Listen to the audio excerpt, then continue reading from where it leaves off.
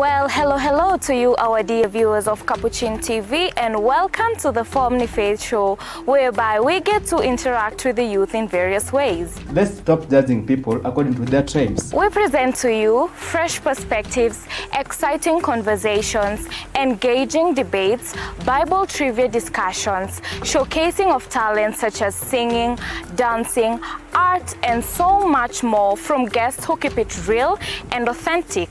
Sasa wewe, nitajuaje hautanihat? It's true that human nature comes to us, So buckle up because this season is about to be epic with me, your one and only host, Susan Bulemi. Keep it locked right here on the Family Faith Show every Wednesday from 2 to 3 p.m. only on Capuchin TV.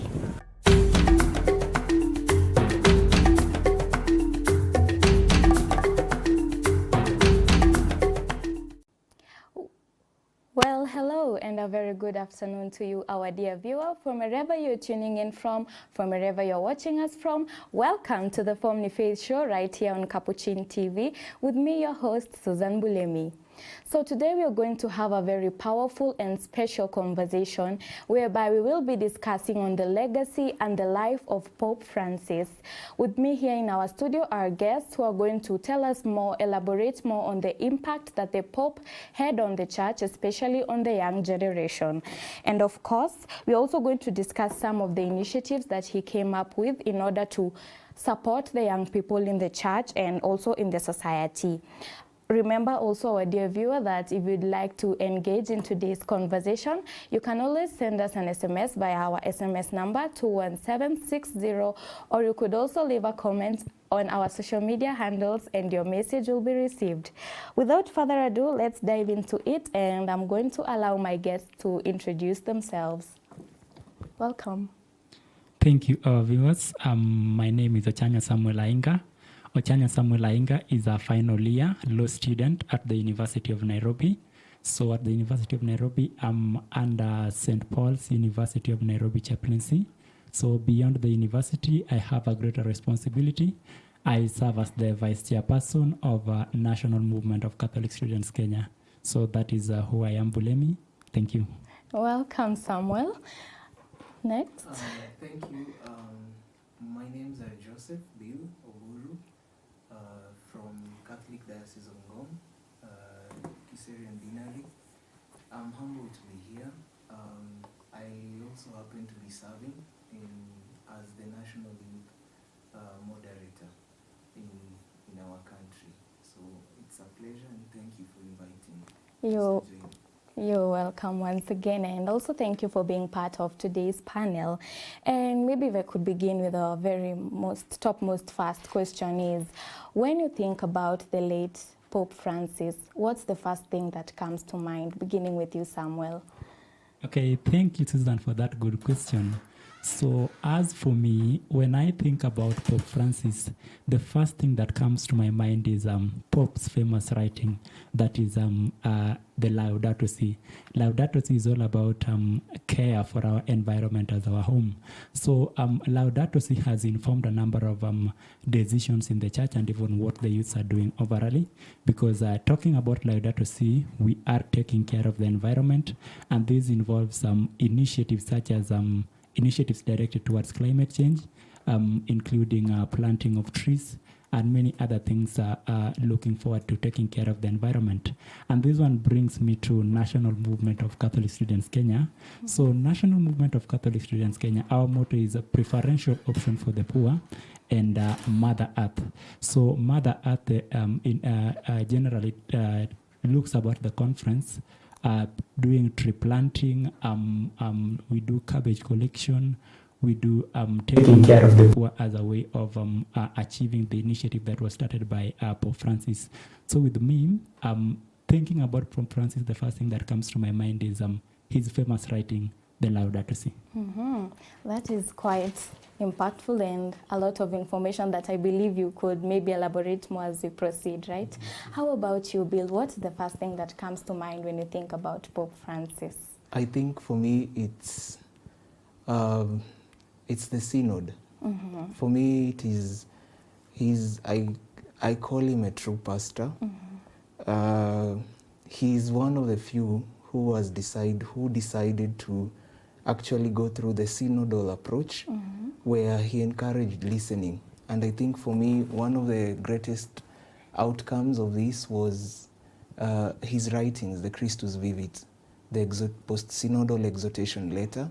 He wrote specifically to the young people, to encourage them and to tell them there is a space for them in the church. And the church, without them, the church is spiritually, will be left almost dead. I have one of my friends, he's a priest from Malawi, he quoted, and I just want to share the same quote from him.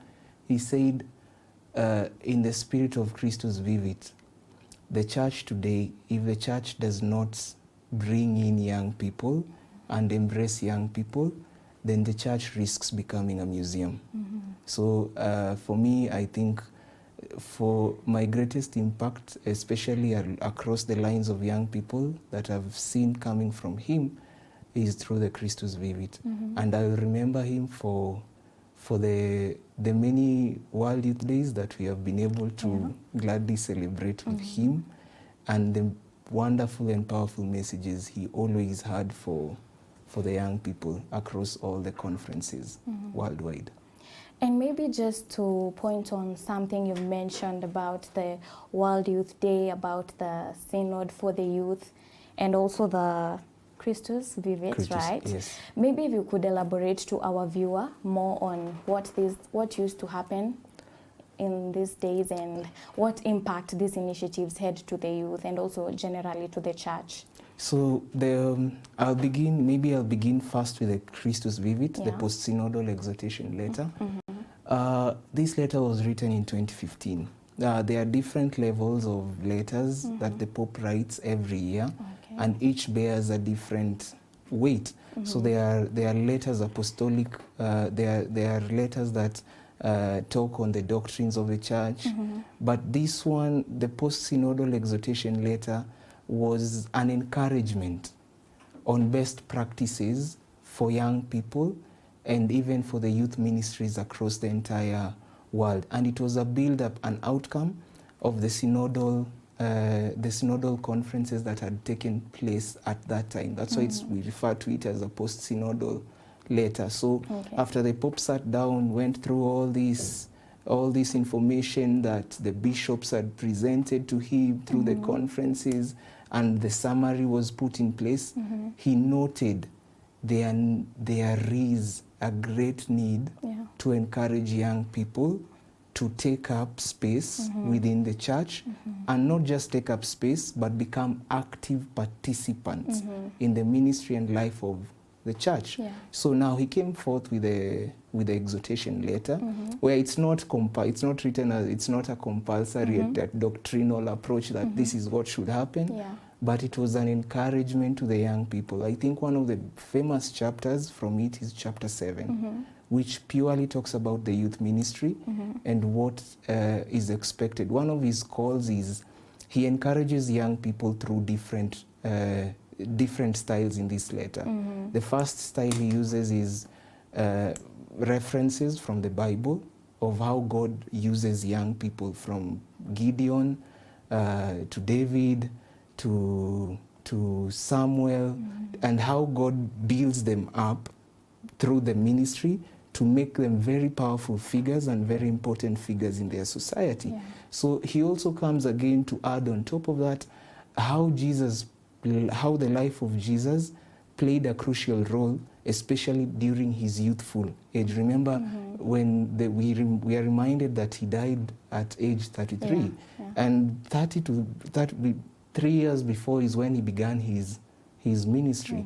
So you realize that he actually did it when he was still a young person. So his encouragement is that even for us young people, there is a real calling that we need to take an active space. And one of the things that come out from this book is he was trying to pump a breath of fresh air to what he felt had been a little bit dormant. Yeah. So he wanted, if the young people can come in, and whichever form, and he was addressing so many things from the social challenges we are facing, the economic challenges we are facing, the educational crisis, and he was even calling to the leaders of the church not to judge the young people, but to embrace them. Then the second one, the World Youth Day, did not begin with him per se. Yeah. The World Youth Day was an initiative of Pope John Paul II, but I think Francis took it to a whole other level. And even having the young people come together every once, I think, in 4 or 3 years is a testament to wanting to put even the guidelines that came out with him, like how do we celebrate these World Youth Days. So even in the different conferences where he will explain, the World Youth Day is a day to, it's a day to allow the young people to express themselves in the liturgy, in the life of the church, the spirituality, and it opened up for a lot because young people actually have a lot to offer. From the digital age to, there is so much impact he has had, alongside now also what my friend or my brother also mentioned about Laudato Si. And Samuel, please add something else on top to what I think he has alluded much to the Christus Vivitus, but for me, I'll talk a little bit more on the Laudato Si. So for us as NNCS Kenya, one of the first initiatives that we really took immediately after Pope released his book, the Laudato Si, is to adopt that book and put it in into the context of the students. And for us in this case, it was the International Movement of Catholic Students, and really see into how we can contribute to taking care of the environment as students. But then one of the greatest highlights that is coming out of the book is what Pope is quoting from St. John Paul II, the previous Pope. He's saying that most of the people, normally, they tend to focus on what they're likely to gain from the environment right now, to the extent that they overlook what exactly they might gain in the long run. So that for us as an MCS Kenya, what we are doing to ensure that we sustain the environment in the long run is we plant the trees, and trees serves to attract the rain and even make the environment better. We also are doing garbage collection to ensure that we preserve the biodiversity and everything that is related to the environment. So that is what I would say stood out when it comes to the Laudato Si. And we're even encouraging the students to do more writings. You know, we are doing call for essays just to ensure that we build on the readings around the Laudato Si. Yeah, thank you. Okay. I think the viewers have quite understood what you people meant with the Laudato Si and also the letters that Pope Francis used to write. And also, just to add, Pope Francis was known as a leader who really insisted on the young people to learn how to speak up, because they are not just the leaders for tomorrow but also today. And he really encouraged the young people to speak up.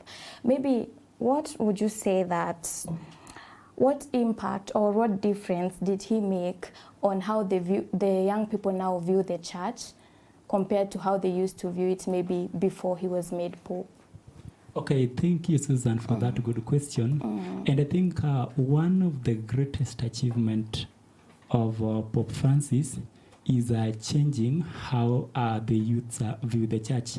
And one of his achievements is promoting inclusivity and inviting the youth back to church.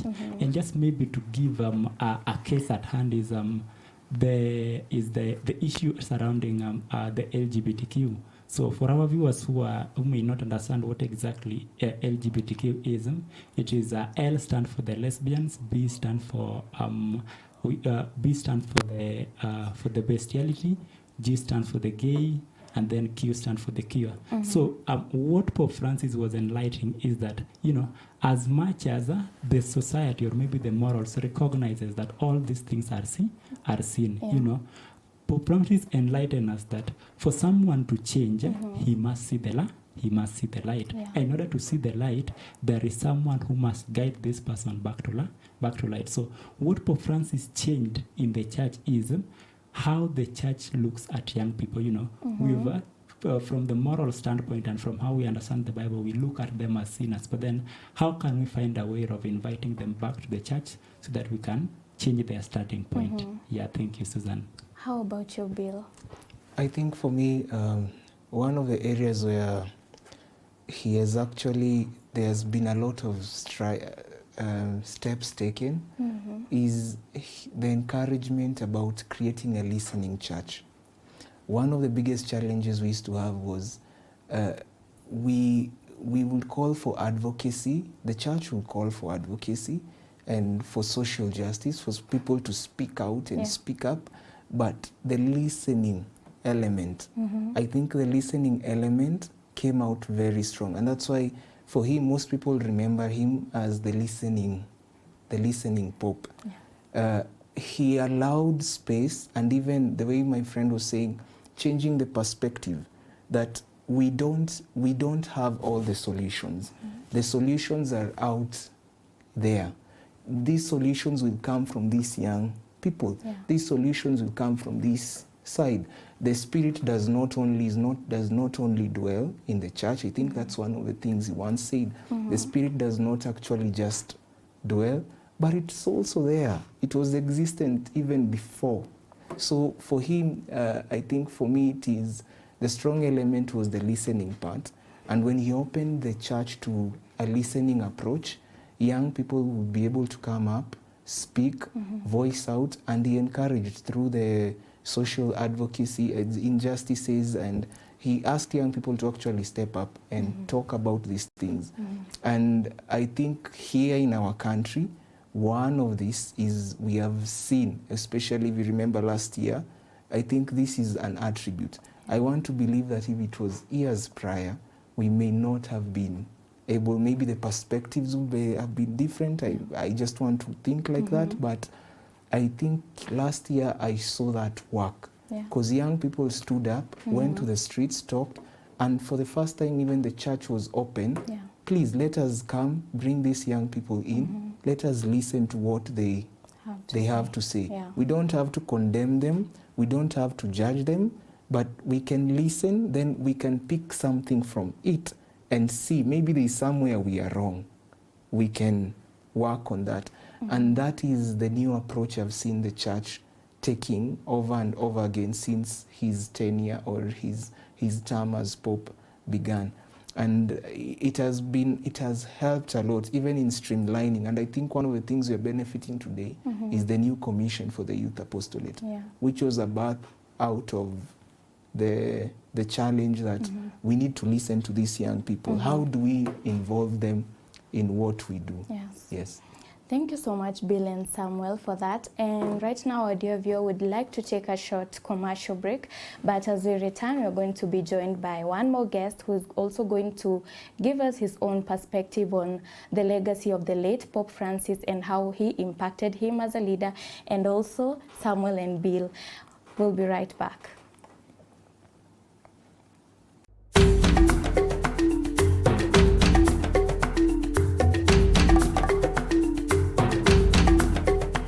Well, hello to you, our dear viewers of Capuchin TV, and welcome to the Family Faith Show, whereby we get to interact with the youth in various ways. Let's stop judging people according to their tribes. We present to you fresh perspectives, exciting conversations, engaging debates, Bible trivia discussions, showcasing of talents such as singing, dancing, art, and so much more from guests who keep it real and authentic.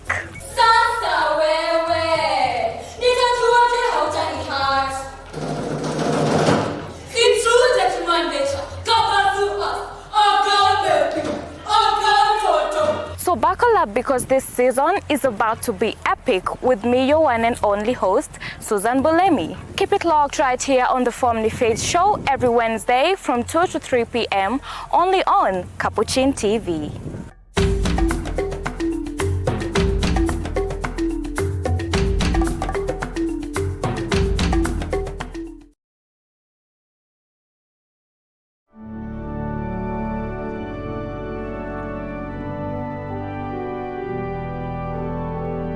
In loving memory of the late Holy Father, Pope Francis, the Archdiocese of Nairobi invites all the faithful to a solemn Requiem Mass to pray for the eternal repose of his soul.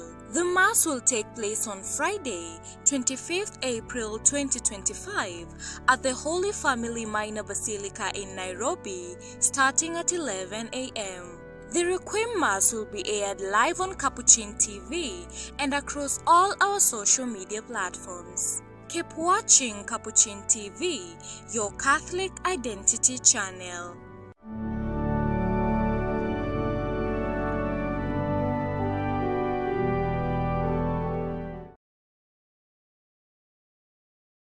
Ekaristi. Sakramenti ya Ekaristi ni sakramenti ya mwili na damu ya Yesu Kristo aliye kweli katika maumbo ya mkate na divai. Kupata Ekaristi takatifu kama skiza tuni yako, tuma neno skiza likifuatwa na nambari 738100271 kwa 811.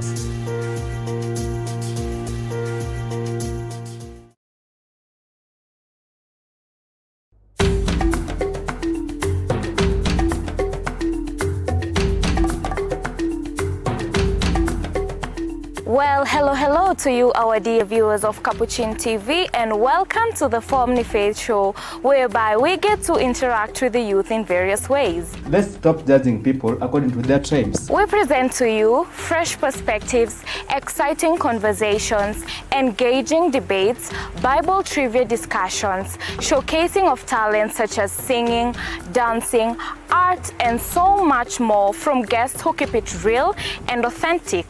Sasa wewe, nitajuaje hautani-hurt?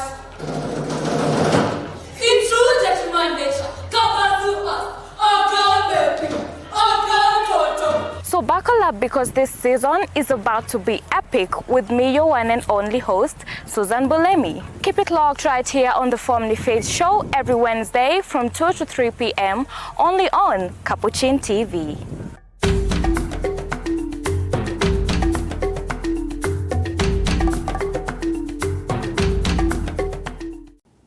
Well, welcome back, our dear viewer, right here on the Family Faith Show. And before we went on a break, we were having a discussion with Bill and Samuel, and we were just talking about some of the initiatives the Pope had that helped to support the young people in the church. And like I mentioned earlier, we are joined by one more guest who I'll allow to introduce himself. He'll get to tell us where he comes from, what he does, and we'll continue with the conversation from where we left off. You're welcome. Thank you, Susan. So my name is Robbie Michuli, the moderator for the youths and Francis of Assisi, Ruiru Parish. Yeah. You're welcome, Robin. Thank you. Okay, maybe if I could begin, the first question I'd like to begin with you. Pope Francis was a good leader to the Catholic Church and also generally to all the Christians. Maybe according to your own perspective, how has the Pope impacted the way you lead, especially in your parish? Because you've mentioned you're a leader, the moderator. How has he affected how you lead, and also how has he affected your personal life? So according to me, I have learned a lot from Pope Francis. Simply to the young generation, he has impacted us by teaching us to become generous in one way or another, whereby it is a challenge to most of the youth, whereby they find it difficult to be generous to each other. Now, the moral teaching, considering the lesson that we can learn also from Pope Francis, we learned that we are being called as youth or as young people to be kind to one another, to embrace, whereby we are supposed to give back to the society, whereby in one way or another, when we find the people who are the aged in the society, it is an obligation as young generation to continue with the work that Christ himself requires us to do. Yeah. Okay, that's That's inspiring. How about you, Bill? How has the Pope inspired you as a leader and also in your personal life? For me, I think as a leader, I'll again echo the sentiments I had shared earlier. I think number one is the call to listen to others. You don't have all the solutions. And I think in my tenure so far as the National Youth Moderator, I've learned it sometimes the hard way, sometimes the easy way, that you don't have all the solutions.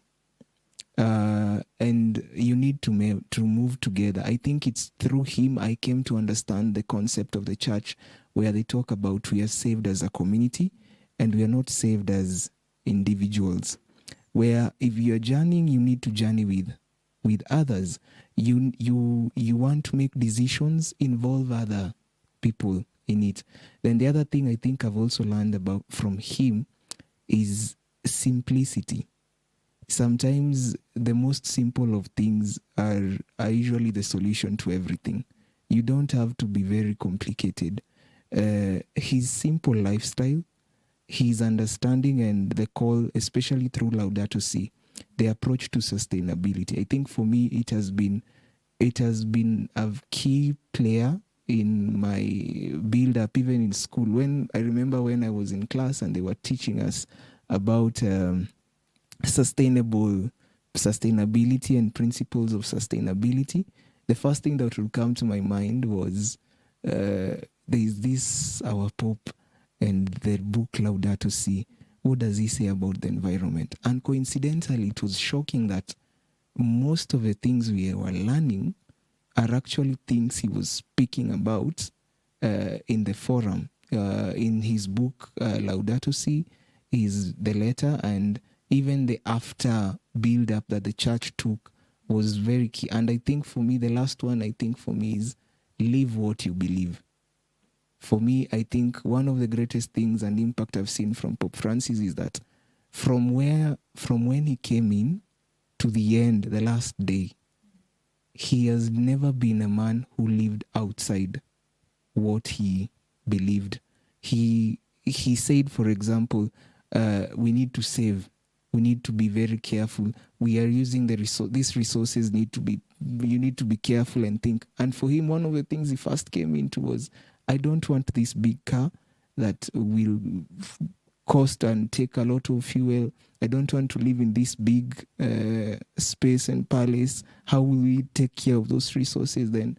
Why don't we find a way to make it cost effective for everyone? And in that, he embraced the simple, in understanding that there is a lot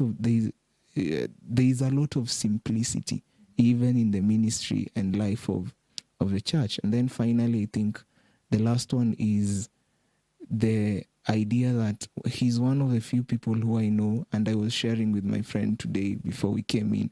I was telling him, the one thing I've also learned from him is you need to learn to retreat. Sometimes you make mistakes and you learn to step back. If you go through his life, he has gone through that over and over again. Sometimes he realizes, I was pointed to this position, I made this mistake, I'll go back, review it, sit, listen to what the other people said, and build from there. So I think those are the key things for me that have actually impacted me as a person and my leadership so far. Thank you. Now, Samuel, to you. Thank you, Susan. I'm realizing that Bill has said almost everything. I'll just try to reiterate a few. So for me, one of the leadership skills I have learned through Pope Francis was reiterated by the Secretary General to the United Nations while giving tributes to the late Pope Francis. So Pope Francis, together with the President for the United States, that is the President of the United States, that is Donald Trump, they describe Pope Francis as an emblem for humility. Not just an emblem for humility, but the global emblem for humility. And for me, as far as leadership is concerned, you must lower yourself to understand each and every person you are dealing with. You must put yourself into the shoes of those whom you are leading to understand whatever they are going through, to understand the points they are raising. So the first one I'll say is humility. And also this aspect of humility, I'm seeing it in Pope Francis when he visited Kenya in 2015. Of all the congregations, of all the parishes that are here in Kenya, Pope Francis chose to go and spend in Kangemi, of all these places, you know, blessing the children and doing all these things. It was a very big sign of humility. Then lastly, that my colleagues haven't talked about a leadership skill I learned from Pope Francis is inviting the youth to exploit the potentials that are available through the media. We remember that initially, before Pope came in, it was very difficult to broadcast some of the things that were happening in the Vatican.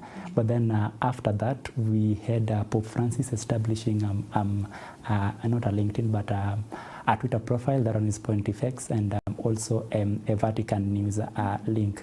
And through that, we were in a position of knowing what exactly was happening in the Vatican. So for me, as far as leadership is concerned, I have managed to inculcate this by, you know, we normally organize X platforms to discuss matters relating to spirituality. We can even conduct rosaries online. We invite friends, we join a Google Meet link, then we find a way in which we can reach out to each other spiritually. So that is what I could learn from Pope Francis' leadership as far as mine is also concerned. Thank you, Susan. Okay, and I would also like to believe that our leaders, especially our government leaders, would also emulate some of the qualities our Pope had, like being humble, like you mentioned, being generous, and so much more. And also, like, going to our next question, and I will begin with you once again, Samuel. What vision, according to your perspective, what vision do you think the Pope had for the young people in the church? And do you think the church has managed to live up to the vision that he had for the younger generation? Okay, thank you, Susan, for that good question. The question you are asking is twofold. What exactly did Pope envision for the young people in the church? And then whether again the church we are having in Kenya today has succeeded in achieving what exactly Pope envisioned. And to me, I'll begin with what exactly Pope envisioned. And with that, we'll be reiterating what we've been saying again and again. And what exactly Pope Francis envisioned to the church for the young people is a church or maybe a community whereby the views of young people are taken into account. You know, they are not just involved in church as a way of formality, but then their ideas, you know, everything they're talking about, find a way in which they can rise up through the leadership of the church and their concerns articulated. Then another vision he had for the young people in the church is creating an environment where we don't look at the young people as if, you know, the other time we're talking about stereotypes. The young people in Kenya have been likened to a certain group who are not willing to work hard. Anytime something wrong happens, we liken it to the youth. But then what Pope Francis is inviting us, you know, in terms of the church, is to find a way in which we can realize the potentials of the youth. You know, we can realize the talents and all that. So that is what he envisioned.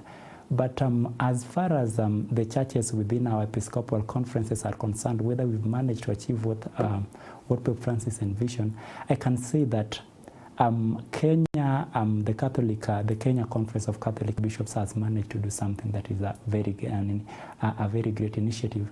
We are having the youth in the church being involved in the talents activities. You know, when we look at the choir, most of them are the ones who are in the choir.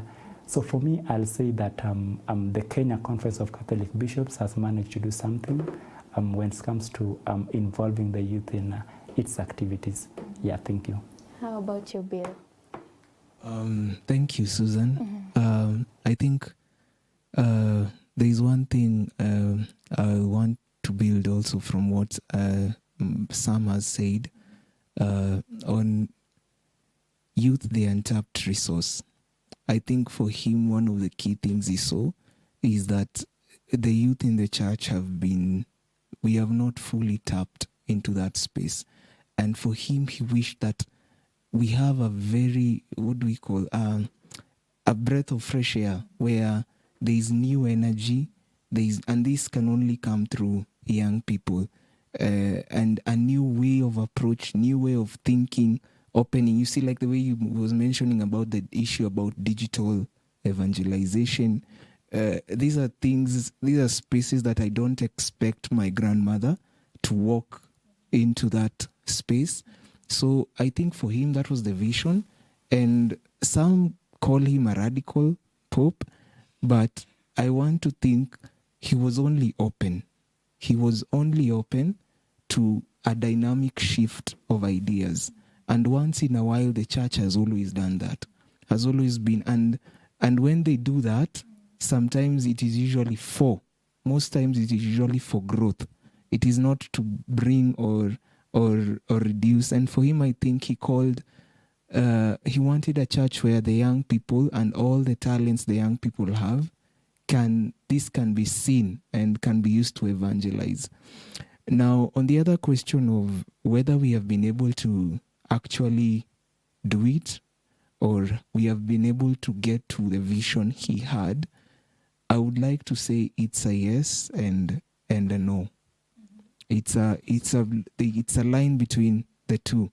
Reason being, I think we have made very positive steps from the World Youth Days, from the exhortation letter that he built, and I want to focus it on our region, our Messiah region, and also bottle it down to our KCCB, our conference. And in our region, I think we have made so much stride in that direction. One, the Messiah region realized after the Pope wrote the letter to the young people, they realized there is a need.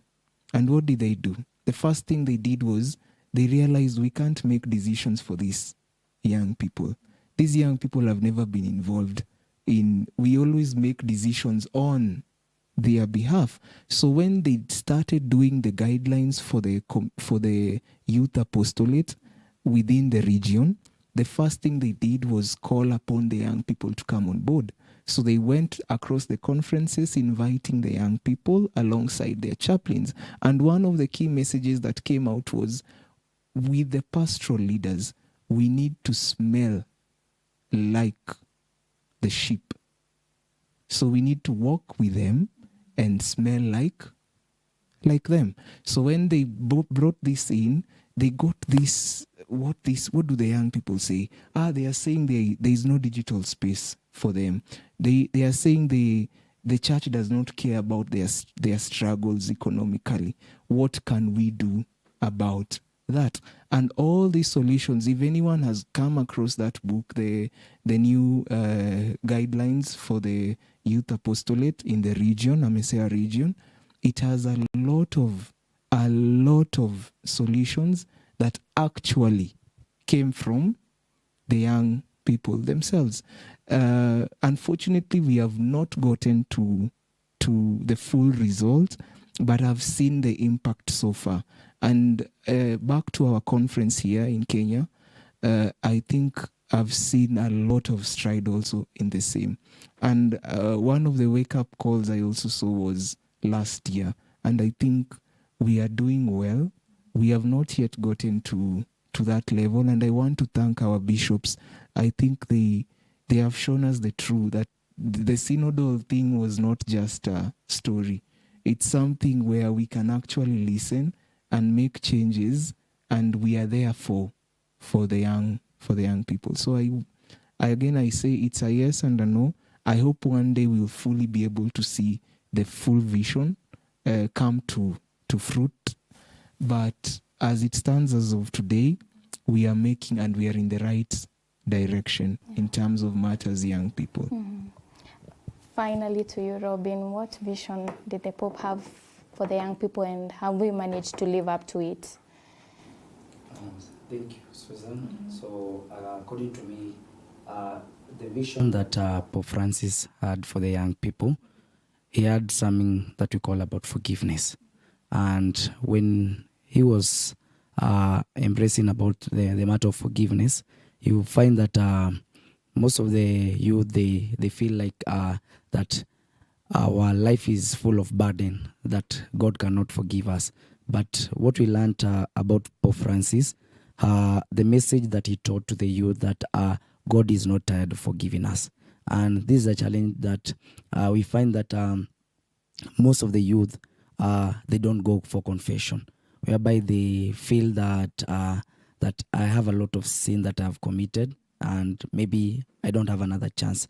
But when we embrace the moral teachings or the vision to the young, according to Pope Francis, it was good by embracing that forgiveness is one of the things that all of us we need to adhere.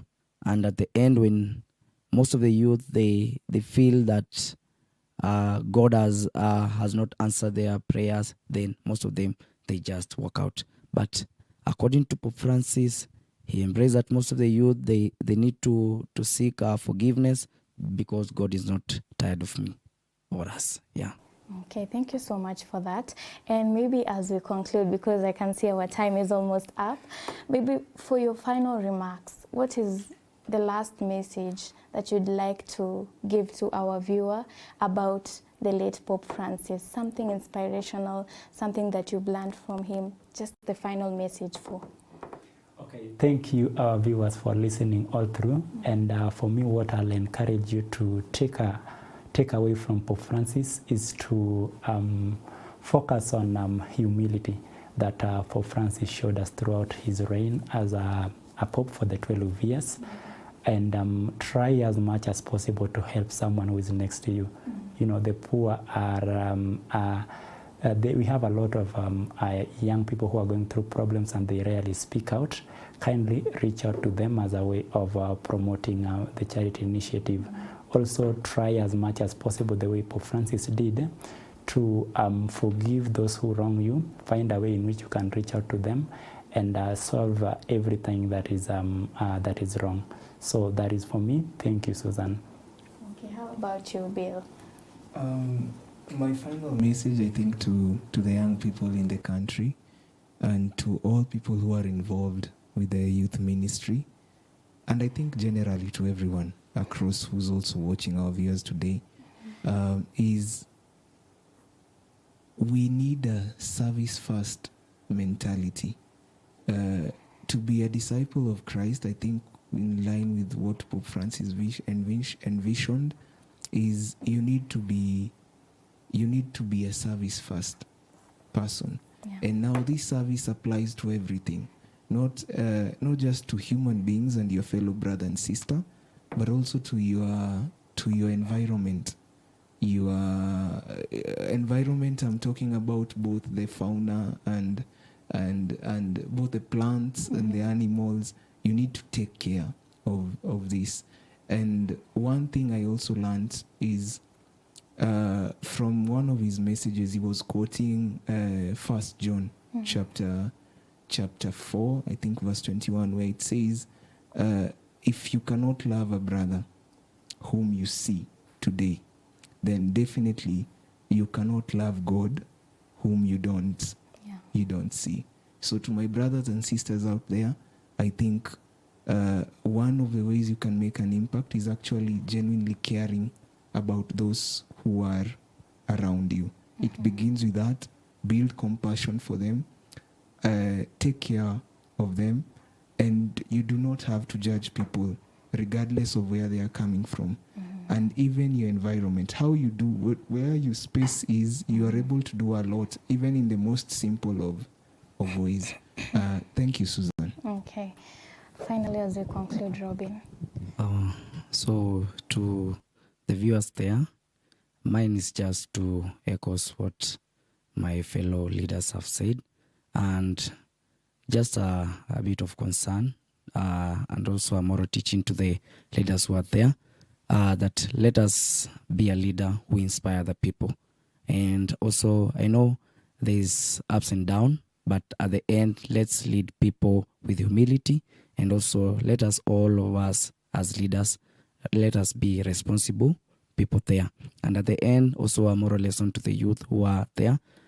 we find that most of the youth are violating the life, which we refer as now the most violated life for now is a suicide, where people, they are terminating their life, and is just a concern. And I will just emphasize that let's at least avoid all these things that maybe in one way or another will make us not at the end to enter the kingdom of God. So the fellow youth who are gathered here, who are there back at home, let us at the end be a role model in the society. Let us at the end be a good ambassador there back at home or anywhere where we are being given any mandate or any task. Yeah. Thank you so much, all of you, and I believe that your message is crystal clearly understood by our viewers today. And just maybe to read a few feedback before we conclude, we have Paul Mwangi, who says, quite vibrant and eloquent leaders. It was such an educative show. Kudos. Also to Echo Robin for our representation from St. Francis of Assisi, YSC, Hongera. We also have Mora Vero, who says she's following from Tabaka. And we also have someone else who says anaangalia show yetu kutoka Mombasa. And finally, we have Ian from Kiambu and is tuned in. And he says that he sends his condolences to the fellow Catholics for losing Pope Francis, one of the great pillars of the Catholic Church. And to you, our dear viewers, we'd like to thank you for being with us since the beginning of the show till now. And I'd just like to, before I wrap it up, I'd like to leave you with a powerful quote from Pope Francis that says, "Dear young people, do not bury your talents, the gifts that God has given to you. Do not be afraid to dream of great things." And I also like to mention that I almost say this every Wednesday on our episode, that to you young people, the younger generation, do not be afraid to showcase your talents. Do not be afraid to show what you're good at. And also do not be afraid to follow the path of our Pope, Pope Francis. Until next week, see you next time, same place, same time, same place. I've been your host, Susan Bulemi.